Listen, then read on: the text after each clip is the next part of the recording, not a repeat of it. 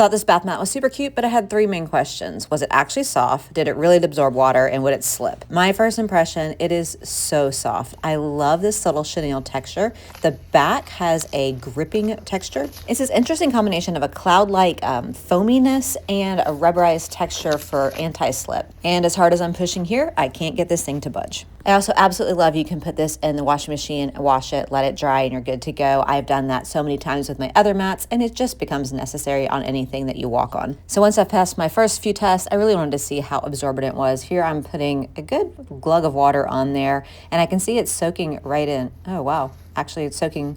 It did not soak through at all. So somewhere in this fabric, it absorbed all of that water. I'm gonna really dump a good maybe quarter cup on here and see what happens. You can see there, that was a bit more aggressive, and I am able to kind of disperse the water, but it is picking it up faster than I thought it would actually. And again, it didn't even go through with that much water. So that's pretty impressive. So overall, I would say ultra thick chenille. It's about like 3/4 of an inch thick, versatile, modern bathroom design, but machine washable and durable. I love the non-slip back, and how fast it absorbed that water and those fibers was really impressive. What stands out to me, it's comfortable. It feels soft and cozy every time I've stepped on it. It's doing its job, keeping my floors dry, and it couldn't be prettier in person. Thanks to the seller for sending this over. If this was helpful in making a purchasing decision, please give it a like so I know to make more videos like this.